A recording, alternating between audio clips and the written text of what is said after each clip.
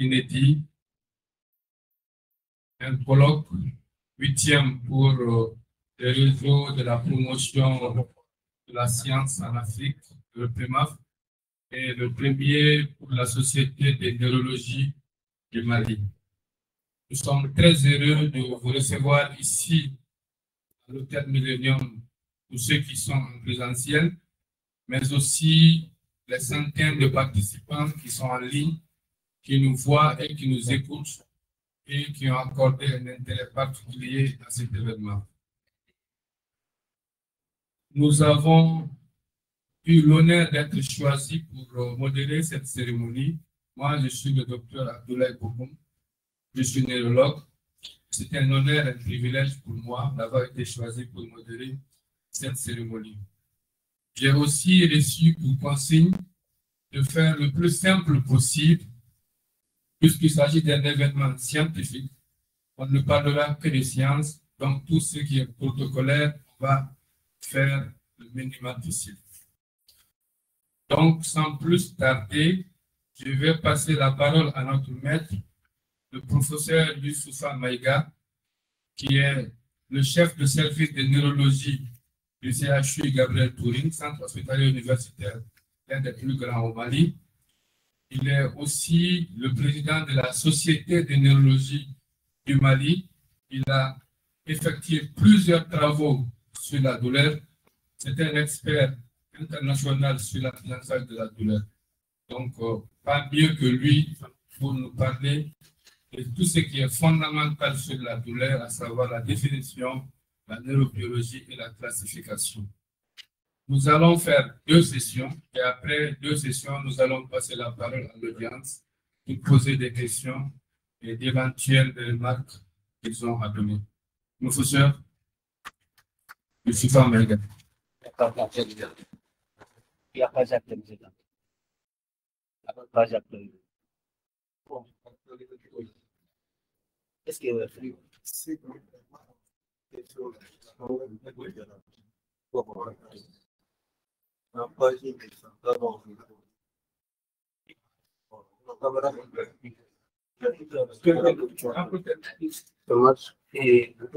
Ali, là, il ne voit pas la présentation.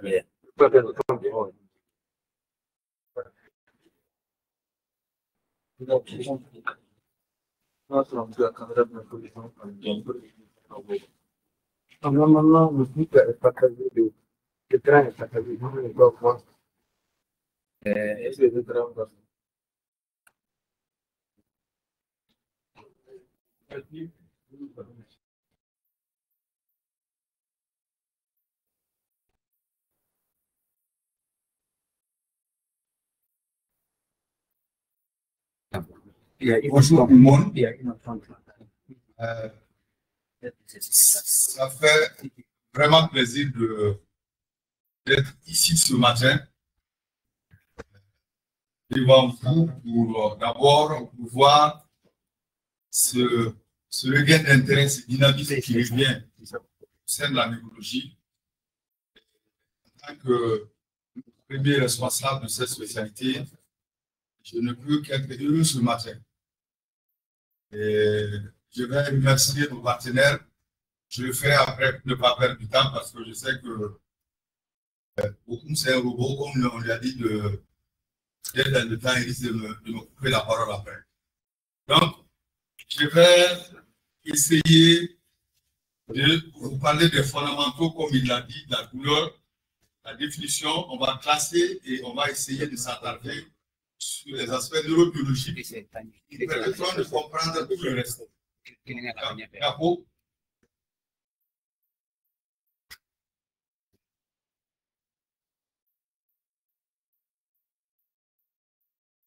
D'accord? C'est pas ça. Calé.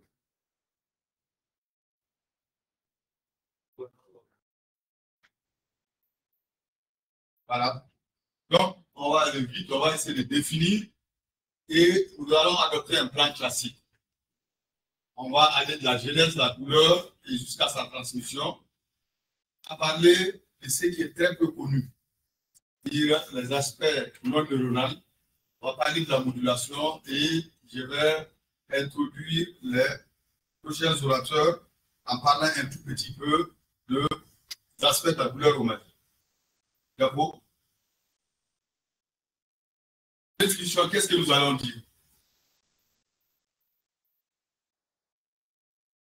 Une définition qui est très vieille, qui est de 1979, hein, mais qui n'a pas beaucoup changé, qui a des imperfections et qu'on n'arrive pas à changer, parce qu'elle est cette définition qui s'approche le plus de la définition de la douleur. Hein? C'est une expérience sensorielle, émotionnelle désagréable, qui est associée à une lésion tissulaire potentielle ou décrite en ces termes.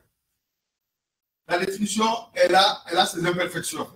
Elle a ses imperfections et quand on regarde même en anglais, la douleur n'est pas superposable au PIN en anglais. Donc, il y a des imperfections, mais c'est la définition qui tient depuis les années 79 et qui est encore valable, qui est encore la définition qu'on utilise. D'accord. Voilà. Et donc, la douleur fait partie de ce système somesthésique, ce système qui fait remonter toutes les sensations extérieures, toutes les sensations que notre corps subit dans son environnement. Donc, la douleur fait partie de ce groupe somesthésique. Hein? Et quand je dis toutes les sensations sensitives sensorielles, il faut exclure tout ce qui est visuel, olfactif, auditif et gustatif. Donc, en dehors de ces sensations sensorielles, tout ce qui remonte va contribuer à la formation du stimulus douloureux. Quant à la nociception, c'est l'intégration de tous ces aspects. L'intégration de tous ces influx, c'est ce qu'on appelle la nociception. Hein? Et cette intégration va avoir un impact sur notre comportement et notre physiologie.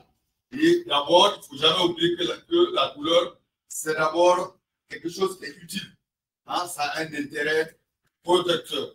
Hein? Donc, la nociception, c'est l'intégration de tous ces systèmes qui a un intérêt fondamental dans la survie de l'espèce. Quant à la classification, on peut classer la douleur fondamentalement de deux manières. D'abord, la manière la plus classique, c'est la douleur des symptômes. La douleur elle est aiguë ou chronique.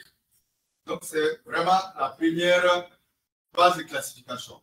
La douleur des symptômes, une douleur aiguë qui est courte, passagère, ou une douleur chronique qui est beaucoup plus lente dans le temps. Ça va de 3 à 6 mois. D'accord? Voilà. Donc, la douleur chronique, classiquement, on met 3 mois et cette douleur va avoir des répercussions sur le plan psychopathologique. C'est pour cela qu'on a demandé aujourd'hui quelqu'un qui nous parle de cette mise en charge. Ceci va avoir un impact sur le plan psychopathologique, un impact comportemental, la recherche de soins et va avoir un impact sur la qualité de vie des patients. C'est douleur chronique. D'accord? Donc, voilà les différents types de douleurs.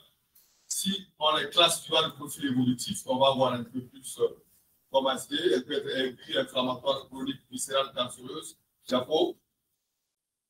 Et sur le plan, comme je vous ai dit, du point de vue de classification, vous pouvez classer la douleur aiguë, chronique. Vous pouvez aussi la classer suivant le mécanisme. Donc, dans ce cas, la douleur elle est nociceptive. Et que les récepteurs sont débordés, il y a une hyperagression des récepteurs, ou elle est dite neuropathique parce qu'il y a un dysfonctionnement du système de transport de la douleur. Maintenant, il y a une troisième voie, que vous allez voir, ça c'est vraiment très récent, cas positif. Voilà, donc voilà la première que vous connaissez. Donc, la douleur est dite nociceptive. Les récepteurs sont inondés, agressés, ça peut être inflammatoire, mécanique, toxique, tout ce que vous voulez. En tout cas, les récepteurs sont agressés. La douleur est dite nociceptive. Et depuis 2017, on admet ce groupe nociplastique. Et parce que pourquoi, si vous prenez par exemple certains types de douleurs comme la fibromyalgie, vous allez faire des examens et vous allez trouver que l'examen est normal. Hein? il y a toute une perturbation et l'examen est normal. Donc, vous avez la douleur nociceptive que vous connaissez, la neuropathique que vous connaissez, et depuis 2017, on met, il y a 3 types de douleurs suivant le mécanisme. Voilà, donc les 3 types sont interdépendants. Hein? Que la douleur soit nociceptive, neuropathique ou nociplastique. Voilà, si on voit ce tableau de la haute autorité, et on va aller, vous avez les douleurs musculo-squelettiques, hein, la douleur post-opératoire, la douleur neuropathique, la douleur viscérale, cancereuse, et d'autres. Donc, à peu près, vous avez tous les types de douleurs dans ce tableau. Maintenant, on sait classer la douleur. On l'a classée suivant la durée des symptômes en douleur et douleur chronique, et on l'a classée suivant le mécanisme en douleur nociceptive, nociplastique et neuropathique. Donc maintenant, parlons de la genèse de la douleur. Il va y avoir, là, je vais aller un peu plus doucement, il va y avoir 4 étapes. Et c'est fondamental de comprendre ces étapes. Pression, comme nous l'avons dit, la stimulation des récepteurs, la transduction, on fait appel ici à vos bases physiologiques et physiques, c'est la transduction, c'est la transformation d'un signal mécanique en un signal électrique. Il va y avoir la transmission, la modulation et la perception au niveau du cerveau. C'est un peu ça. Hein, c'est un peu ça. Les récepteurs, on va les voir, les récepteurs sont là, on va les voir beaucoup plus en détail. Les récepteurs vont être stimulés. Il va y avoir un message, d'abord physique, qui va être transformé en message électrique, la transduction. Ce message électrique va être transporté et ça va monter dans le cerveau et on va percevoir la positif. La genèse, qu'est-ce qui va se passer? La positif.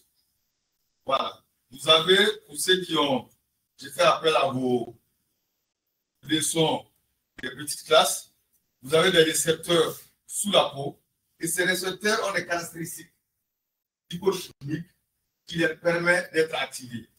Hein? Soit la vibration, soit la pression, soit la chaleur, soit le toucher. Et ce sont ces récepteurs qui sont les premiers concernés quand on parle de la douleur. Ces récepteurs sont activés et vont transmettre un signal. Ce premier signal, il est mécanique. Il est mécanique, très positif. Et ce signal va être transformé. Parce que ce signal, il faut qu'il soit transformé. Il va être transformé en message électrique. Et c'est ça qu'on appelle la transduction. Hein, donc, voilà, les récepteurs sont là. Il va y avoir, le signal va être transformé en signal électrique, forme ganglion spinal, cordon postérieur, et ça va monter. Et ce serait, quand c'est électrique, ce serait codé. Ce serait codé, c'est un signal électrique qui sera codé. C'est positif. Et ce signal va se propager. Ce signal va partir. C'est positif. Et son transport va obéir à 3 étapes. D'abord, la première étape, acheminement à la moelle. Et puis de la moelle vers le thalamus, ça, vous savez ça. Et du thalamus vers le cerveau. C'est positif. Donc, étape par étape. De la périphérie vers la moelle. C'est positif. Voilà ce qui va se passer. Nous avons dit que les récepteurs sont là. Les récepteurs sont stimulés. La douleur va passer. Neurachidien, cordon postérieur de la moelle. Ça passe la ligne médiane et ça monte. On va le voir en détail. Voilà. Et ce transport va se faire par des neurones. Et ça, vous le savez. Et ces neurones ont des caractéristiques électrophysiologiques et biochimiques qui vont permettre de les classer. C'est positif. Donc, généralement, n'oubliez pas, on va les revenir beaucoup plus et très souvent, ce sont les fibres A delta et les fibres C A delta très peu myélinisé et C non myélinisé qui vont transporter la douleur vers la corde postérieure de la moelle. Voilà. Donc, c'est ce que nous disons. Les fibres C qui ne sont pas myélinisées du tout et les fibres A delta qui sont très peu myélinisées qui vont transporter cette douleur, ce message nociceptif vers le cordon postérieur de la moelle et après, le signal va monter. C'est positif. Voilà. Voilà les caractéristiques de ces fibres que nous étions en train de dire. Les fibres A bêta, A alpha, disons, n'interviennent pas beaucoup parce que comme vous pouvez le voir, ils sont bien divisés. A bêta myélinisé et A delta très peu myélinisé et les fibres C qui ne sont pas myélinisées. Et ce sont ces deux fibres-là, A delta et C, qui vont être les transporteurs du message nociceptif. C'est positif. Voilà. Donc, ces fibres-là, ils ont des caractéristiques, comme nous l'avons dit. C'est important de le savoir. Ces fibres soit très peu myélinisées, quand il s'agit de fibres A delta, soit pas du tout myélinisées, quand il s'agit des fibres C. Donc, ces fibres ont des caractéristiques. Les fibres A delta vont avoir la caractéristique pour transporter la douleur qui est brève, tolérable, bien localisée. Et les fibres C qui sont très peu myélisées, non myélisées, disons, et ça va être un peu plus diffus. Voilà, donc, on revient sur ce qu'on avait dit. Les récepteurs sont stimulés, le message mécanique est transformé en message électrique, porté par les fibres A delta et C, et qui arrive au niveau du cordon postérieur de la moelle. Et depuis l'excès, ça, vous savez, il y a très peu longtemps, depuis 1900, ça fait très longtemps, il y a une disposition laminaire de la corde postérieure de la moelle et ces fibres vont se porter sur la corde postérieure, surtout les couches les plus externes. Voilà ce qui se passe. Donc, vous avez les récepteurs, cordon postérieur, corde postérieure, hein, la moelle, et puis le message nociceptif monte. Donc, au niveau de la moelle, il y a des choses qui vont se passer. Hein, au niveau de la moelle, ce message, ces fibres vont se projeter, comme nous l'avons dit, au niveau des cordons postérieurs. Et au niveau de la moelle, il va y avoir des mécanismes qui est important de connaître. C'est positif. Donc, vous voyez depuis l'excès, ça, la corde postérieure est vraiment organisée. C'est positif. Et les fibres vont arriver sur ces cordes, sur tous les couches périphériques. La fibre A delta, la fibre AC, et ils vont se projeter, ils vont décusser pour faire monter le message douloureux. C'est positif, c'est ce que nous avons dit tantôt. Donc, voilà, sur le plan anatomopathologique, c'est ce qu'on voit un peu. Les fibres A delta et les fibres C qui vont arriver sur les couches périphériques, prendre le relais, et puis ça va décusser.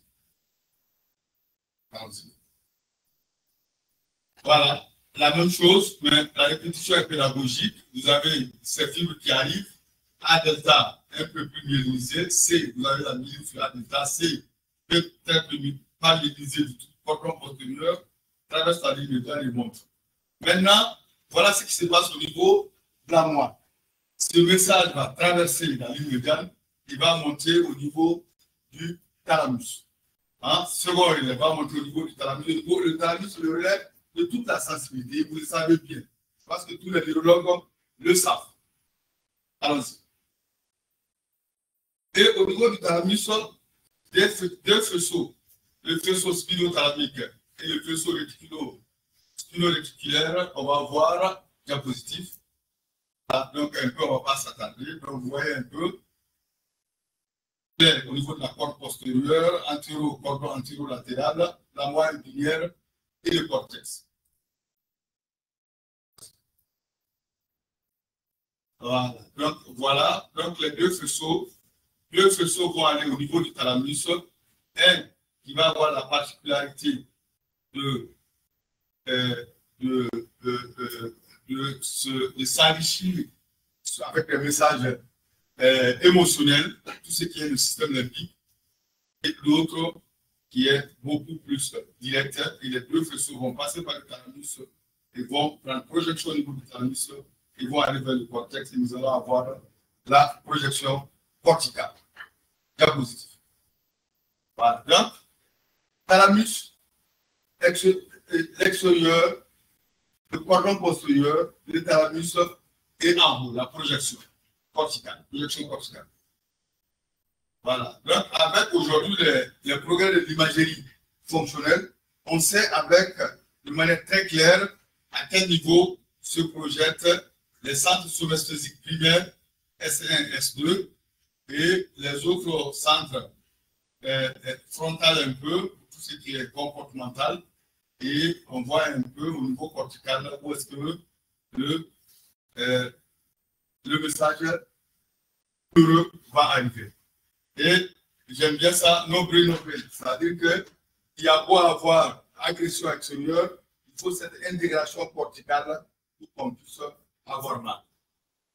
Voilà, donc, encore quelques messages de l'imagerie fonctionnelle pour voir un peu là où la douleur va se projeter au niveau cortical.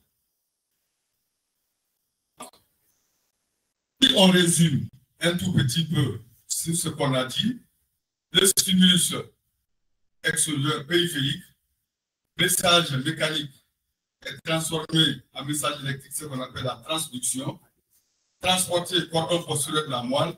On va parler de la modulation, parce que si tout devait monter comme ça se doit, si toute la douleur qui est générée par l'extérieur devait aller au niveau du cerveau, je pense qu'on ne serait pas, chacun de nous ne vivra un seul jour. Et il y aura à avoir de la modulation sur laquelle nous allons insister aussi. Et donc, ça va du thalamus, et le thalamus, ça va du cortex, et le cortex a pour rôle d'intégrer le message douloureux et donner un sens à ce message. Positif. À partir de cet instant, je pense que tout ce qu'on a dit jusque-là est connu et enseigné à tous les niveaux. Quand on parle de douleur, tout ce qu'on vient de dire. Et ça, par contre, à partir de cet instant, il y a des choses qu'on n'a pas beaucoup enseignées. Quelle est l'implication? La douleur ne peut pas se limiter à un câblage. La douleur ne peut pas se limiter à une transmission de messages par des câbles. Il faut autre chose. Et ça, c'est des choses qu'on ne sait pas très bien et qu'on sait depuis pas très longtemps. Très positif. La bibliographie est abondante. Par exemple, sur ce papier, régulation de la douleur par les cellules non neuronales, par des cellules inflammatoires. Très positif. Donc, il y a quelque chose aussi qu'il faut avoir. On a dit que le message est un message électrique. Les neurones vont parler. Les neurones vont parler via ça c'est connu, via soit des neurotransmetteurs, soit des neuropeptides. Donc, ne pas parler de ces neuropeptides, ces neurotransmetteurs, serait une faute quand on parle de douleur. Parce qu'ils sont importants dans la transmission du message douloureux. Donc, arrêtons-nous pour parler de ces neuropeptides de la douleur. Et deux, principalement celui-là qui est connu depuis les années 30, la substance P, et le second, la GRP, qui sont des substances par lesquelles les cellules nerveuses douloureuses vont communiquer. Et voilà, ces messages-là, ces substances neuropeptides, quand ils sont produits, permettent de faire passer le message douloureux. Ils participent à la transmission et à la modulation de la douleur. Positif. Donc, ce qui est important, c'est que quand ces neuropeptides, la substance P, vous la connaissez bien, quand ces neuropeptides sont traités, ces neuropeptides vont créer l'inflammation, la vasodilatation, la dégranulation des mastocytes. Et vous connaissez quand les mastocytes sont dégranulés, il y a libération d'histamine, de sérotonine et tout ce qui s'ensuit, tous les médiateurs de l'inflammation et ce qui entretient la douleur. Et ceci va donner ce qu'on appelle le réflexe d'Axone. Ceci va donner ce qu'on appelle le réflexe d'Axone qui permet au signal douloureux de passer. Diapositive. Voilà donc, si on essaie de résumer ce qu'on vient de dire, il va y avoir une agression. Et cette agression, le message douloureux va arriver. Et quand le message douloureux va arriver, il va y avoir la production des neuropeptides. Les neuropeptides vont provoquer la dégranulation des mastocytes. Et cette dégranulation des mastocytes va libérer les médiateurs de l'inflammation. Et ces médiateurs de l'inflammation va entretenir le message douloureux qui va continuer son chemin. Donc, il est extrêmement important de ne pas négliger le rôle fondamental de ces neuropeptides de la douleur. Cas positif. Cas positif. Voilà. Donc, voilà.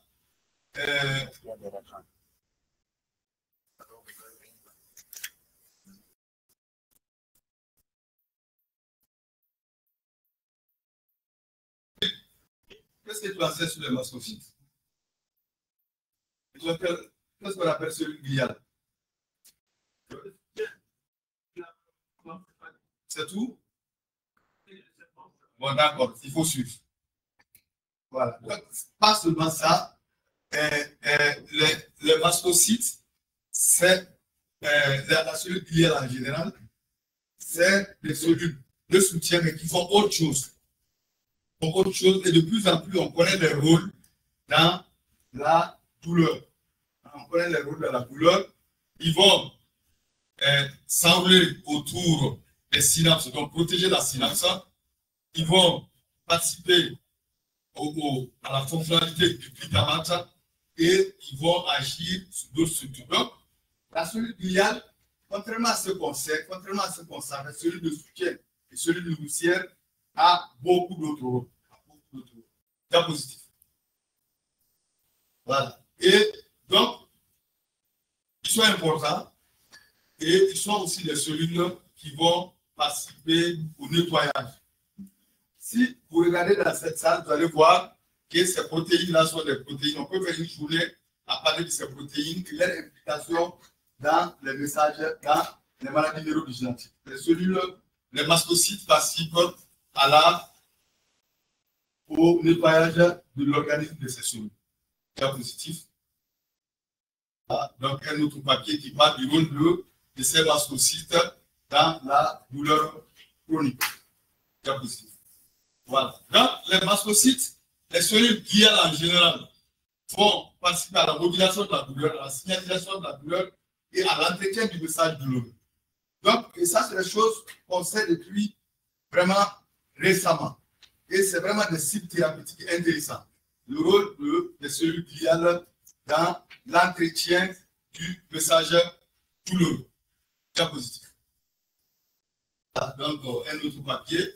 Et on sait aujourd'hui que les gliopathies, les astrocytaires interviennent beaucoup dans le message douloureux, dans sa genèse, dans son entretien et dans sa propagation. Bon, voilà un peu résumé ce que les cellules inflammatoires vont faire au niveau de l'entretien et la genèse de la douleur.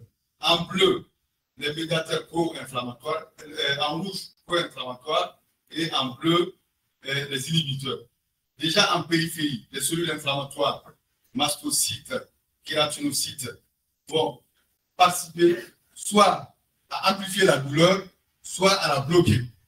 Et au niveau du cordon postérieur, le ganglion rachidien, ils vont intervenir. Et au niveau de la moelle épinière, ils vont intervenir. Donc, à tous les niveaux,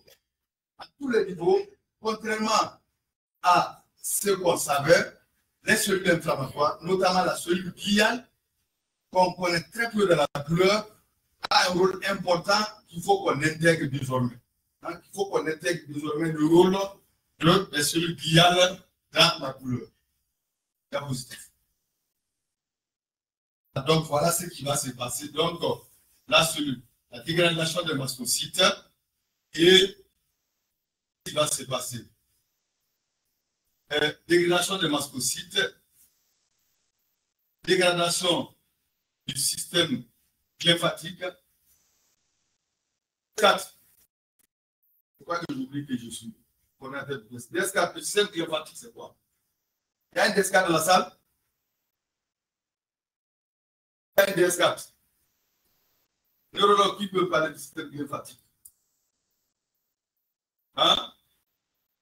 Parce que vous connaissez le système vasculaire et le système lymphatique. Le système lymphatique, tous les neurologues doivent en savoir quelque chose. Le système lymphatique. Hein?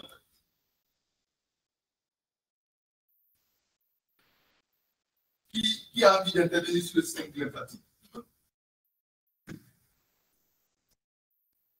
Je voudrais vraiment m'arrêter ici, parce que c'est important qu'on s'arrête là.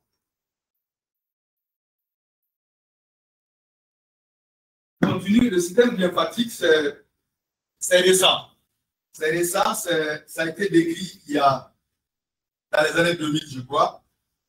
Et dans le cerveau, il y a plus que le système lymphatique que nous connaissons. Il y a le système lymphatique qui permet l'évacuation de toutes ces sécrétions inflammatoires. Parce que le cerveau est le siège, vous avez dit, ici, dans cette salle, je sais qu'il y a beaucoup d'entre vous qui travaillent sur les maladies neurodégénératives. On a parlé de protéines tau, de la scène nucléine, toutes ces substances-là, il faut trouver un moyen de les évacuer, sinon ils vont s'accumuler.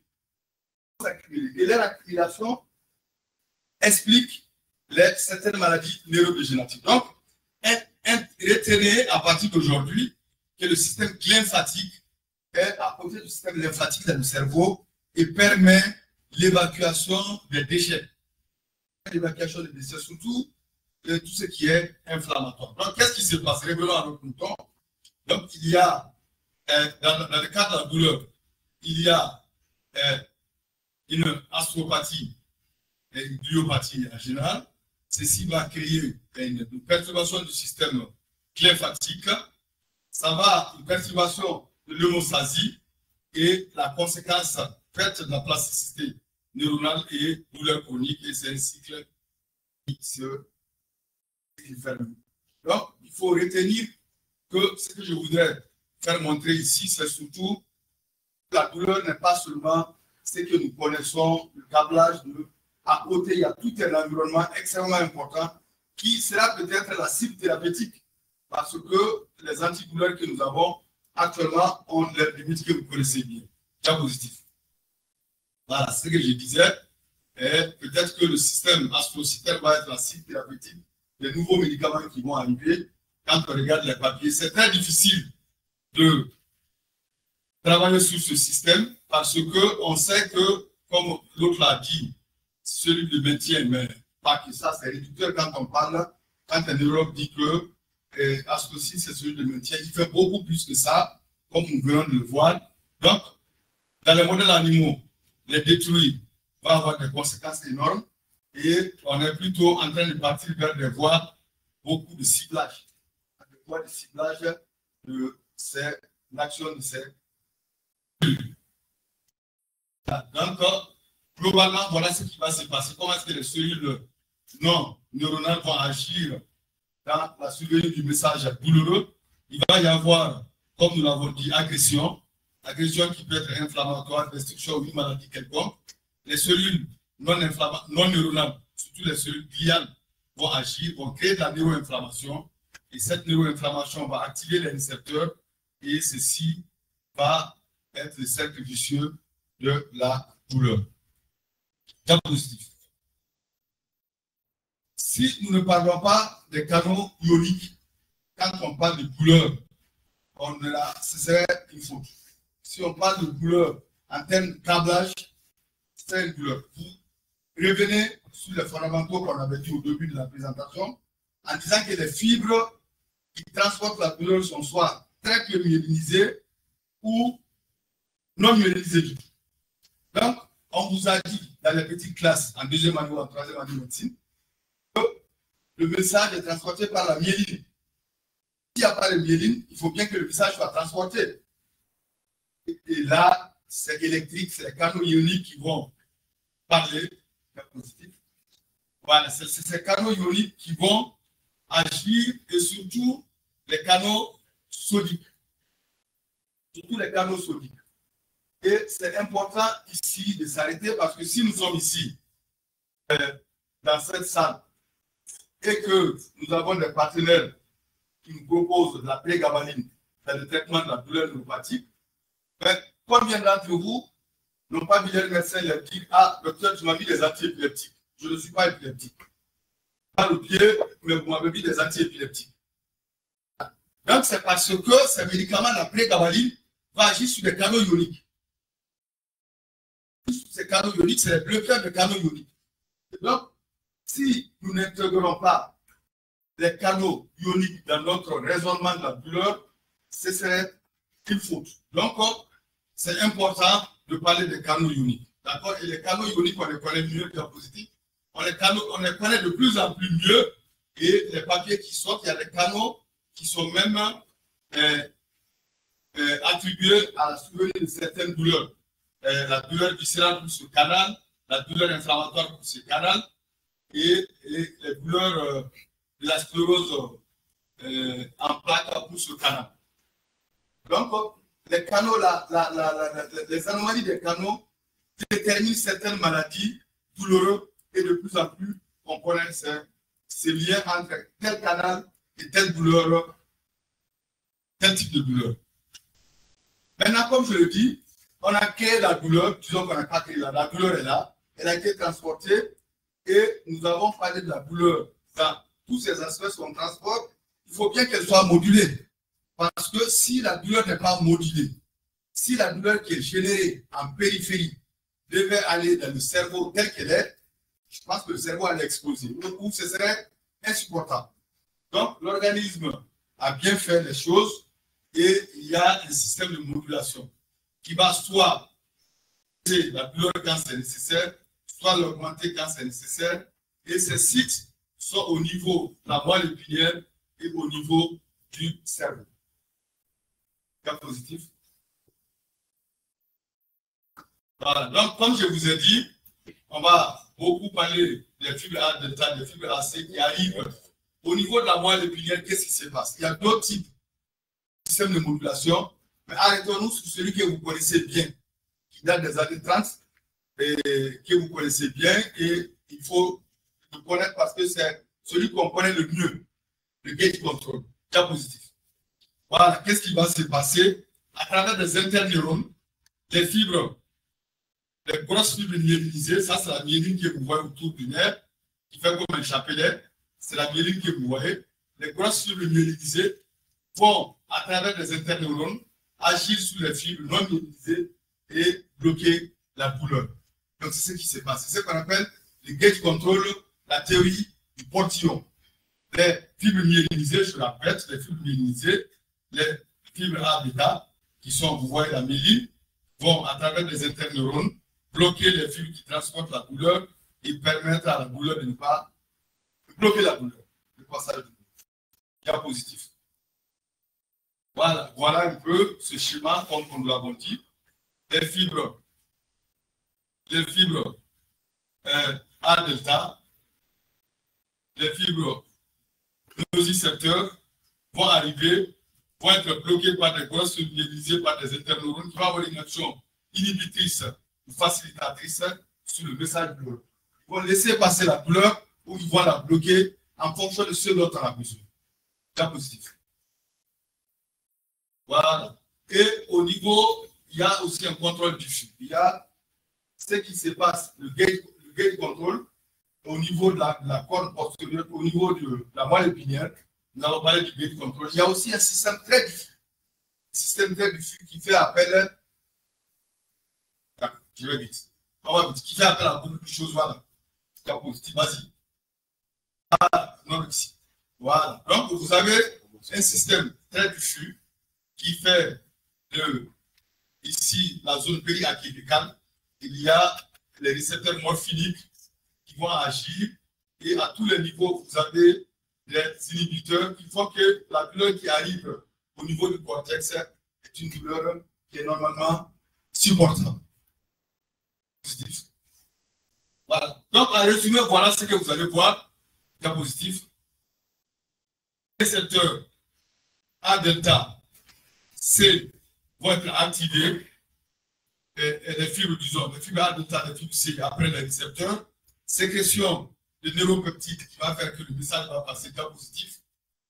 En périphérie, vous avez tout un système inflammatoire qui va faciliter la douleur et les canaux ioniques, le rôle des canaux ioniques, il ne faut pas oublier, qui fera le transport des messages douloureux. Et au niveau du ganglion rachidien, toute une production de substances facilitatrices ou inhibitrices vont faire que le message douloureux qui arrive au niveau du cordon postérieur va être un message qui est bien modulé et bien filtré. C'est positif. Voilà, donc c'est un peu ce qu'on était en train de dire. Lésion, production, dégranulation des mastocytes, mécanisme inflammatoire, transduction, cordon postérieur et la douleur qui vient au niveau du thalamus et qui va au niveau des projections corticales, diapositive. Bien. Et bien. Voilà. Donc, résumé, voilà ce qui se passe. La douleur, elle est beaucoup plus compliquée que ce qu'on pense globalement. Diapositive. Ici, il y a toutes les substances qui vont faciliter la douleur. Diapositive. Et de l'autre côté, toutes les substances qui vont inhiber la douleur. Donc, c'est beaucoup plus compliqué qu'un câblage électrique simple. Et la douleur est la résultante de toute cette force-là qui font que la douleur qui va générer vraiment un mécanisme qui est la résultante de beaucoup de choses, diapositive. Voilà, donc je vais finir très rapidement pour dire, j'avais promis de parler un peu de la situation au Mali, mais pour passer la parole au prochain orateur. On a fait un papier sur la douleur neuropathique il y a quelques années où nous avons synthétisé tout le travail qui est les thèses, tout ce qu'on avait, et nous avons émis des hypothèses sur la compréhension de la douleur neuropathique. Diapositive. Et voilà les types de douleurs neuropathiques que nous avons enregistrés dans notre pratique. La douleur neuropathique diabétique vient en tête, les lomboradiculopathies viennent après, la douleur liée au VIH et tout le reste diapositif. Voilà, il s'agit de douleurs. Les douleurs neuropathiques sont généralement intenses. Dans tous les types de douleurs que nous avons vus dans notre pratique diapositive. Voilà, il s'agit généralement de brûlures, d'engourdissement, de paresthésie positive. Voilà, j'aime bien ce diapo parce que c'est quelque chose qui nous a amusé à l'époque. J'ai appelé beaucoup de collègues, je l'ai dit, en faisant un tableau sur les médicaments que vous avez l'habitude de mettre, la gabapentina, la prégabaline, le tramadol, la mitriptyline, la carbamazepine, et je leur ai dit combien ça coûte. Et quand on regarde, c'est pour ça qu'il y a intérêt de travailler avec l'industrie pharmaceutique. Parce que quand on regarde, aujourd'hui, la prégabaline est assez abordable, nous l'avons très abordable. Mais quand on veut l'acheter avant, la boîte c'était à 48, c'est en dollars que j'ai soumis. Et quand on regarde le SMIC au Mali, on pourrait bien se poser la question si c'était des molécules qui étaient à notre disposition, à notre accessible plutôt.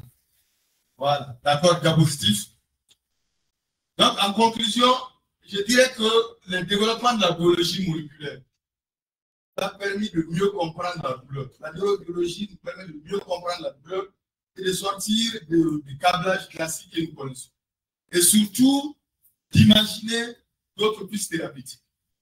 D'imaginer d'autres pistes thérapeutiques et probablement, certainement, d'enrichir notre arsenal thérapeutique dans les années à venir. Diapositif. Voilà, je vais finir par ça. Je vois, je suis en retard, mais j'aime bien ça. Je pense que si le professeur Moussa Traoré vient dans cette salle aujourd'hui, il va dire, mais tous ces neurologues viennent d'où? Et je dis à la nouvelle génération, c'est très facile souvent de dire, ah, les patrons n'ont pas fait, les patrons n'ont pas fait. Je pense que chaque génération a un devoir de génération. Je profite à chaque fois de congrès de neurologie pour dire, chaque génération doit se regarder dans la glace pour dire quelle a été ma part dans cette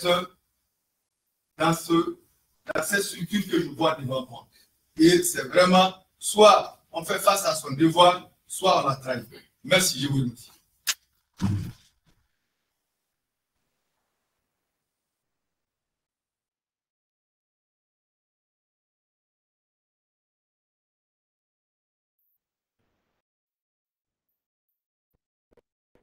Merci, cher maître, pour cette leçon. La science fondamentale, elle n'est jamais facile, comme vous le savez, c'est pourquoi c'est lui qui a pris la partie la plus difficile, à savoir tout ce qui est fondamental. Nous remercions notre maître, le professeur Maïga, pour ces éclaircissements.